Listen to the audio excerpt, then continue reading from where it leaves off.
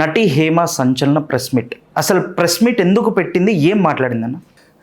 యాక్చువల్గా మనం కొన్ని నెలల ముందుకు వెళ్తే బెంగళూరులో రేవు పార్టీ జరిగింది. అక్కడ ఎవరో పీల్చుకునేవి, పొడుచుకునేవి, ముక్కులో ఊదుకునేవి తీసుకున్నారని చెప్పి వార్తలు వచ్చాయి. ఆ పార్టీ 2 రోజులు నడిచింది. ఒక సెట్ ఆఫ్ పీపుల్ మారుతానే ఉన్నారు కూడా. బర్త్డే పార్టీ ఎవరైతే చేసుకున్నారో ఆయనకి ఈవిడ కొంచెం సన్నిహితురాలు కాబట్టి ఈవిడ్ని పిలిచారు. అదే పార్టీకి రకరకాల వాళ్ళు వచ్చారు, రకరకాల స్థాయిలు వాళ్ళు వచ్చారు, రకరకాల అలవాట్లు ఉన్న వాళ్ళు వచ్చారు. ర్యాండమ్గా ఇప్పుడు నువ్వు ఒక పబ్కి వెళ్ళావు, ఓకేనా, నువ్వు పద్ధతిగానే వచ్చావు, నీతో పాటు వచ్చి నేను ఏదో పొడుచుకున్నా, నాతో పాటు నేను కూడా పట్టుకెళ్ళారు. కాకపోతే ఇక్కడ విషయం ఏంటంటే పొడుచుకున్నోడికి ఊరు పేరు లేదు, నాకు ఊరు పేరు లేదు, నువ్వేమో 2 రాష్ట్రాలకు తెలుసు. అర్థమైంది. సో ఎక్కువ నిన్ను ఫోకస్ చేసి పనిలో పని ఆయన కూడా పొడుచుకున్నాడులే అని చెప్తారు నా గురించి. ఇక్కడ నువ్వు తీసుకున్నావా లేదా తర్వాత సంగతి. ఇక్కడ సేమ్ హేమ గారి ఇష్యూ కూడా అదే. అయితే ఆవిడలాగే కొంచెం ఆడపాత్రలు వేసే ఇంకో అడ్రస్ లేని క్యారెక్టర్, ఆమెకి ఏదో అడ్రస్ ఉందని ఫీల్ అయ్యే ఇంకొక అడ్రస్ లేని క్యారెక్టర్. ఈ అడ్రస్ లేని క్యారెక్టర్ ఆమె కూడా ఒక ఆడదని మర్చిపోయి ఈమెను టార్గెట్ చేసుకుంటూ అడ్డమైన ఛానల్స్ అన్నీ తిరిగి అదే పనిగా చెప్పులారు దాకా తిరిగి హేమ అట్లాంటిది ఇట్లాంటిది అని చెప్పుకుంటూ తిరిగింది. సగం ఆమె డ్యామేజ్ చేసింది.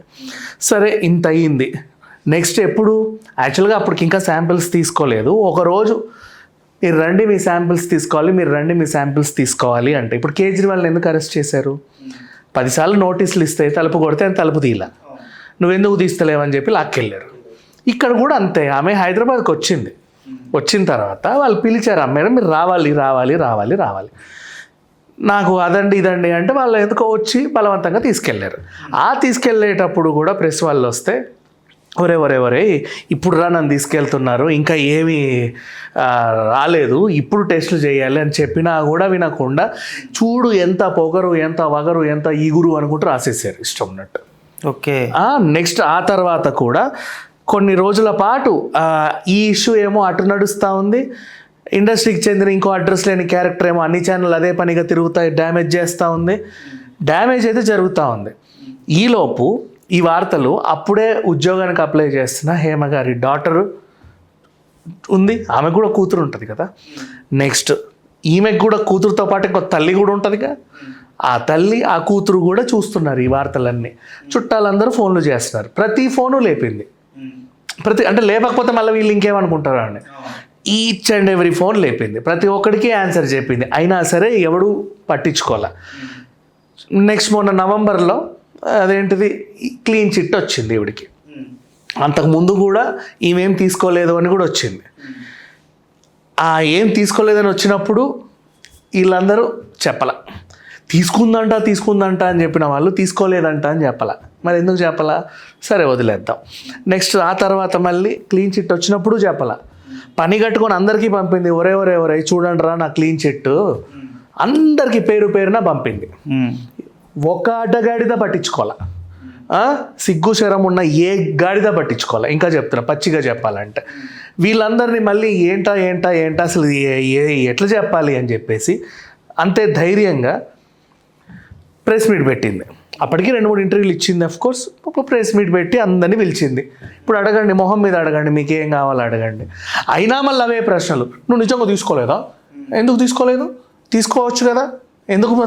ఇవే క్వశ్చన్లు తెలుసా మీకు? ఎప్పుడు వచ్చింది ఆర్డరు, ఎప్పుడు అది వచ్చింది, ఎప్పుడు ఇది వచ్చింది? ఒరే నీకు పంపే కదరా నీ ఫోన్కి, చూసుకు చావు, మేము అట్లాంటివి చూడం, నువ్వు చెప్పు వీళ్ళు.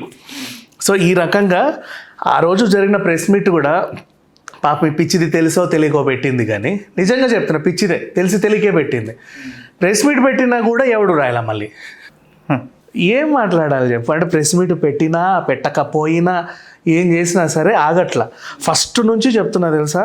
అండ్ ఈ రోజు వరకు కూడా అసలు ఆ బెంగళూరులో ఎంతమంది పార్టీకి అటెండ్ అయ్యారో లిస్ట్ ఎవడన్నా బయట పెట్టాడా? అసలు ఆ పార్టీ ఆర్గనైజరే హేమ అలాగా అయిపోయింది. ఓకే. ఆమెకు సంబంధం లేదు. మళ్ళీ పాపం ఆయన బర్త్డే అయినా కొంచెం సన్నిహితుడు, అక్కో చెల్లోరా నువ్వు ఉంటే బాగుంటుంది, కలగా ఉంటుంది అంటే ఒక అడుగు వేసింది అంతే, అంతకు మించి ఏమీ లేదు. అండ్ నెక్స్ట్ అప్పుడు కూడా చాలామంది ఏంటిది బిర్యానీ వీడియో దొంగ వీడియో అనుకున్నారు. నేను కూడా అనుకున్నాను, ఆఫ్ కోర్స్ తప్పే ఉందిలే, కవర్ చేసుకోవడానికి పెట్టుకుంటే తప్పే ఉంది అన్నట్టు అనుకో. బట్ కాదు, ఒరిజినల్ వీడియోనే. ఆ ఒరిజినల్ వీడియోకి కూడా ఆమె దగ్గర సాక్ష్యం ఉంది, nail polish. Okay, nail polish, అదే నెయిల్ పాలిష్ ఉంది, సాక్ష్యం ఉంది ఆమె దగ్గర కూడా. అయినా సరే ఇది ఏదో పాత వీడియో పెట్టారు, అది పెట్టారని చెప్పి ఇప్పటికీ రాస్తున్నారు. ఆఫ్ కోర్స్ సరే, ఏదేమైనా ఈ ప్రెస్ మీట్ ఆవిడ ఎందుకు పెట్టిందో నాకు తెలియదు, ఆవిడకైతే ఉపయోగం ఏం అవ్వాల.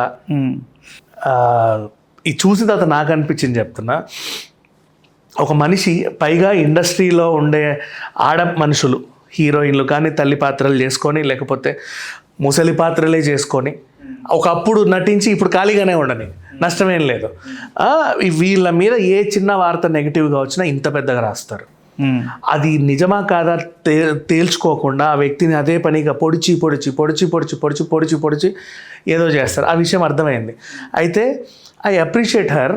ఇన్ని నెలల నుంచి వీళ్ళు ఎవరు పట్టించుకోకపోయినా సరే ధైర్యంగా పోరాడుతూ ఉంది. నేనేం చేయలేదు, ఇప్పుడు ఆ ప్రెస్ వాళ్ళందరినీ మొహం మీద కూర్చోబెట్టే కదా అడిగింది, అందరినీ కూర్చోబెట్టింది. మీరు అడగండి, ప్రశ్నలు అడగండి, ఇక్కడే ఉన్నా చెప్తా నేను ప్రతి ప్రశ్నకు సమాధానం.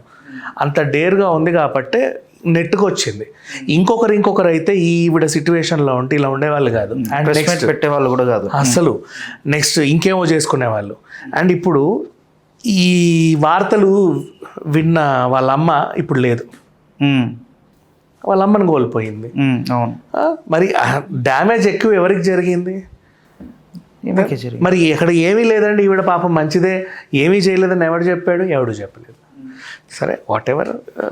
ఇట్లాంటివి వచ్చిన ప్రతిసారి అనిపిస్తుంది. అంతెందుకు, నిన్న కూడా హనీ రోస్ నడుము నడవడో గిల్లాడు, ఇంకొక సిచ్యువేషన్లో ఇంకోటి. అంటే లేడీ క్యారెక్టర్ ఆర్టిస్టులు అంటే ఇంకోటి చెప్పనా, మాటలు కూడా అది వచ్చిందా, అది రాలేదా, అది ఇది అంటారే తప్పితే హీరోయిన్ గారు వచ్చారా అని ఎక్కడా వినలేదు తెలుసా. నేను రెస్పెక్టే ఇవ్వరు. ఫర్ ఎగ్జాంపుల్ అదంతే, దానికి ఇంతే, ఇట్లా మాట్లాడే వాళ్ళనే చూసాం. సరే, ఏదేమైనా ఈ హేమ గారితో ఇది ఆగకుండా, అంటే లైక్ యునో ఈవిడతోనే ఇది ఆగిపోయి నెక్స్ట్ టైం ఎవరైనా సరే ఇట్లాంటివి ఎదుర్కొన్నప్పుడు ఇంతే ధైర్యంగా బయటకు వచ్చి ప్రతి ఒక్కరు గట్టిగా మాట్లాడితే నెక్స్ట్ ఇంకొకటి అనాలనుకున్న వాడు కూడా భయపడతాడు. అమ్మో, వాళ్ళ మీద వార్తలు రాయలేము, వాళ్ళు డైరెక్ట్గా వచ్చి మొహం మీదకి వచ్చి ఎరా ఎందుకు ఇది రాసామంటే మన దగ్గర ఆన్సర్ ఉండదు. అవును, అలా అడిగే వ్యక్తులు కాబట్టి ఆ అడిగే ధైర్యం ఉన్న వ్యక్తుల జోలికి మనం ఎందుకు వెళ్ళడం అని చెప్పి వీళ్ళు కొంచెం ఆగుతారేమో అనిపించింది.